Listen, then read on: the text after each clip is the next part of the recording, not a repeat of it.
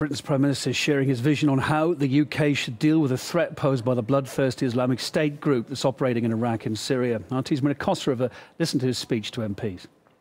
It appears that it's all about giving British authorities and the police more power. David Cameron outlined his strategy in defeating the Islamic State, and he believes to prevent Brits from going abroad to travel alongside extremists and to prevent those who already have from coming back, he would have to give more powers to police officers at the border to confiscate passports. And in case the court decides to challenge him, he is considering creating new legislation to give the Parliament the power to decide that over the court.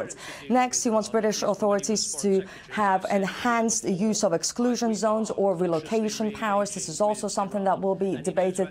And in general, David Cameron is responding to increased fears in the country over the widespread reach that the Islamic State has. Now, according to a recent poll by YouGov, some 67% of Brits support, in fact, the UK government to confiscate passports of those who are suspected to be members of the Islamic State. And of course, their fears are further exacerbated over the slaughter of soldier Lee Rigby in London, the beheading of American journalists by suspected British jihadists, and in fact 500 of them have already known to have traveled to Iraq and Syria. Around half of them are already back. So the danger and the threat is real, and the Brits here feel it, and the poll of course shows the results of that. And of course, the latest revelation, the fact that one of the Islamic State's key financiers was in fact the director of a Muslim faith school right here in the UK, in the city of Birmingham. And the fears here are shared by Brits. They're also shared by other European citizens and the leaders of those countries. As you can see now on your screen, everyone is saying that the Islamic State poses a direct threat to every single European country. Causing a lot of concern in Britain right now. Let's get some more comment from political and social commentator Mohammed Ansi. He's in Britain. He's in Southampton on the south coast there. Sir, thanks for being with us.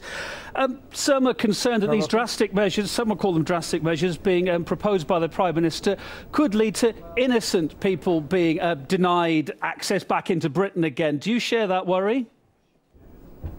I think that's a worry that's been echoed across the chamber and also been echoed by civil liberties organisations who are worried about, firstly, the fact that we have this return of control orders and TPIMs. I think, but before even we get to that stage, people are wondering how, when somebody's returning from Syria or from the Middle East, are we going to assess whether they've been involved in any kind of radicalisation, any kind of terrorism, or have in fact been fighting as jihadis? Well, I suppose the Prime Minister, the police would say they've maybe been under surveillance. They've got information on them anyway. I suppose there's filter processes. Why has this seemingly caught the British government off guard, this threat from ISIS, from radicalisation? It seems to have caught so many people off guard. Couldn't they have seen this coming? I'm not sure it has necessarily caught the British government off guard. I think the problem has been that our policy on counter-radicalisation and counter-extremism has ostensibly failed. I mean, it failed to intercept the Woolwich killers, it failed around 7/7, it's continued to fail, seeing people who are under surveillance going overseas to fight, as they see it, in an ideological, in an intellectual, a spiritual jihad overseas. So we, at the minute, have a domestic policy which is centred around the Home Office, which is mired in controversy. We have the likes of Secretary of State for Education Michael Gove, organisations like the Quilliam Foundation, who are involved more in sycophancy and self-interest than dealing with the threat of radicalisation. If we want to get back to the heart of radicalisation, we need to look at what's going on in communities, and we really need to reinstate some of that drastically cut funding which was taken out as we hollowed out community programmes which are tackling these threats.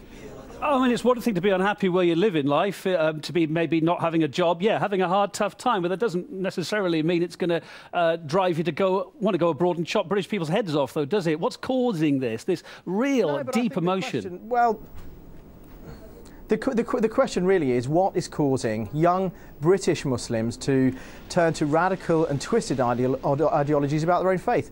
When you look at the British Muslim social profile, you see 80% are on or below the poverty lines. They're at the harshest end when it comes to welfare cuts, welfare reforms. Now, this isn't in any way to create an apologism for for their likes of their crimes. But when we alienate young people, when we see the return of the banlieue or the ghettoisation of black and ethnic minority groups and the fast-growing, incredibly young British Muslim population, it's not hard to see how these marginalised groups, who are so poorly educated on Islam and actually what our British values, turning to the wrong kind of message.